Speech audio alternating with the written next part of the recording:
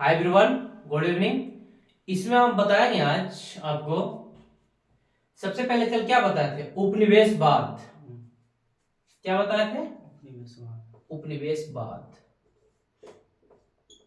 तो उपनिवेशवाद मेरे भाई तो पता ही होगा किसे कहते हैं, क्लियर है ना। अब उपनिवेशवाद का जो प्रभाव पड़ता है 5 चीजों पे पड़ता है। कौन कौन से फैक्टर है? राजनीतिक, आर्थिक, राजनीतिक, सामाजिक, राजनीतिक, सामाजिक, सामाजिक, सांस्कृतिक, सांस्कृतिक, प्रशासनिक। प्रशासनिक। गुड, बात को समझा। अब जो प्रभाव पड़ेगा तो आज जो हम बताएंगे मेरे भाई, आज सिर्फ इंट्रोड्यूस कराएंगे। बात को समझ पा रहे हो? इंट्रोड्यूस कहने का मतलब है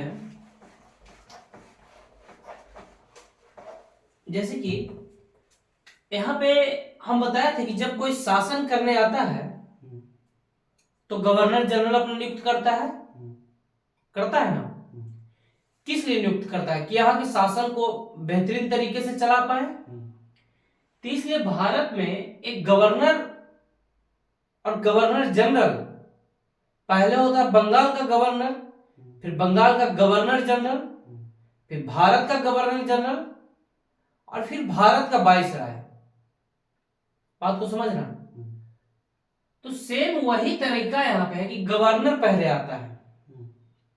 तो रॉबर्ट क्लाइव का हम नाम लिए थे सबसे पहले कि रॉबर्ट, वो पुर्तगाली वगैरह को भूल जाओ, ठीक है, वो अपना अलग स्टोरी है। तो यहाँ पे रॉबर्ट क्लाइव आता है, उसके बाद बेलेरस्ट आता है, उसके बाद कार्टियर आता है। लेकिन जो ये तीनों गवर्नर आते हैं तो ये कुछ ना कुछ तो यहाँ जरूर करता होगा भाई। तो हम फाइनली क्या बताए थे, ये व्यापार के लिए यहाँ पे राजनीतिक हस्तक्षेप करता है, सामाजिक हस्तक्षेप करता है, सांस्कृतिक हस्तक्षेप करता है, प्रशासनिक हस्तक्षेप करता है। तो सबसे पहले हम हर सीक्वेंस से बताएंगे। हर सीक्वेंस से कहने का मतलब पहले राजनीतिक बताएंगे। तो आज हम पहले राजनीतिक को समझेंगे। राजनीतिक में क्या होता है कि व्यापार के लिए कितने युद्ध लड़ता है, कौन कौन से युद्ध लड़ता है, किसके किसके बीच में युद्ध होता है। क्योंकि यहाँ पे स्थानीय शासन रहते हैं। स्थानीय शासन के करने का मतलब सब पिछले बात को हम रिपीट कर रहे हैं, कोई नया बात रिपीट नहीं कर रहे हैं। समझ में आ रहा है ना? इसलिए बार बार बोलते हैं कि रिवीजन और लिखना जरूरी है मेरे भाई, क्योंकि यहाँ पे कोई नया चीज आज रिपीट नहीं करेंगे हम। तो राजनीतिक हस्तक्षेप कहने का मतलब युद्ध वगैरह जो होता है। तो रॉबर्ट क्लाइव आता है। तो रॉबर्ट क्लाइव कौन कौन से युद्ध लड़ता है? प्लासी,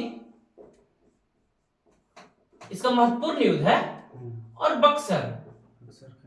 तो प्लासी और बक्सर मेरे भाई हम बहुत अच्छा से क्लियर कर चुके हैं। उम्मीद है कि इससे कोई क्वेश्चन फंसना नहीं चाहिए। बताओ इलाहाबाद की संधि कब हुई थी? 1765। जो पहला बक्सर का युद्ध हुआ था उसमें कौन कौन भागीदार लिए थे? भारत की तरफ से हाँ, मीर कासिम, हाँ, सुजाउद्दौला, हाँ, सालम द्वितीय। और ब्रिटिश की तरफ से नेतृत्व कौन कर रहा था? हेक्टर मंगलो। इलाहाबाद की संधि के बताए थे कि अवध का नवाब सुजाउद्दौला से अलग संधि होता है और सालम द्वितीय से अलग संधि होता है। और मीर कासिम क्या जब भाग जाता है मैदान छोड़कर, इलाहाबाद की संधि होता है। तो अवध और इलाहाबाद 1765 में ही दीवानी का अधिकार मिल जाता है। किसे? ब्रिटिश को। और दीवानी का अधिकार कहने का मतलब समझ पा रहे हो? राजस्व का अधिकार। छोटा छोटा पॉइंट नोट्स करना है। दीवानी का अधिकार कहने का मतलब कि राजस्व का अधिकार मिल जाता है। तो सेम वही है यहाँ पे घटनाएं। कौन कौन से फैक्टर होते हैं पहले राजनीतिक बताएंगे इन तीनों गवर्नर में, सामाजिक बताएंगे, प्रशासनिक बताएंगे, सांस्कृतिक बताएंगे। तो सबसे पहले समझो रॉबर्ट क्लाइव। रॉबर्ट क्लाइव कब से कब रहता है? 1757 से 60, 2 समय ये रहता है। और 1765 से 67। जो रॉबर्ट क्लाइव है 1757 से 1760 और 1765 से 1767। ठीक। अब रॉबर्ट क्लाइव के बाद दूसरा गवर्नर आता है, उसका नाम है बेलेरस्ट। इसको नोट करना है, इसको याद भी करना है। क्योंकि सीक्वेंस पूछेगा। अब 65 से 67 कौन है? Robert Clive. Robert Clive. इसको भूल जाओ, 57 से 60 वाला भी भूल जाओ मेरे भाई। अब क्योंकि एक सीक्वेंस चल रहा है, इसको हम पहले 57 से 60 65 तक क्लियर कर चुके हैं। 1765 में यानी हम बक्सर के युद्ध क्लियर कर चुके हैं।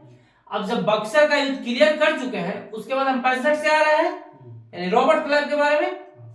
तब जो रॉबर्ट क्लाइव है 1765 से 1767 तक रहता है। अब बेलेरस 67 से 69 तक रहता है। बात को समझ रहे हो? और जो कार्टियर है,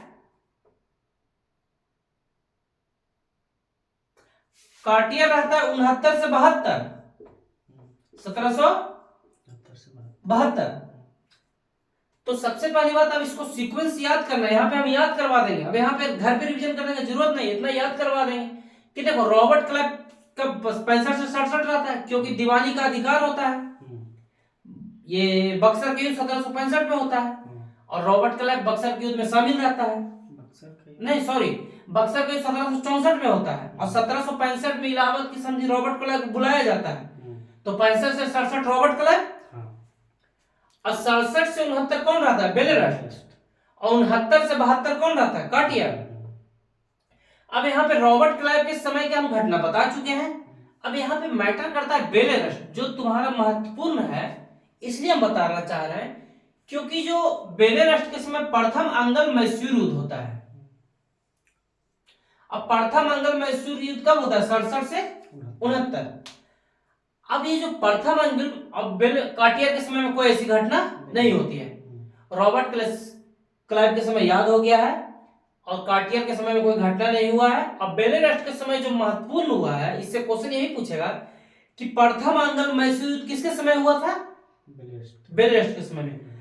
अब जो हम कल बताएंगे मेरे भाई, स्पेशली प्रथम अंगल मैसूर युद्ध के बारे में बताएंगे कि प्रथम अंगल मैसूर युद्ध क्या है, क्यों हुआ, इसमें भागीदार कौन हुआ, इसमें संधि कौन हुआ, ये युद्ध कैसे खत्म हुआ, किन माध्यम से खत्म हुआ।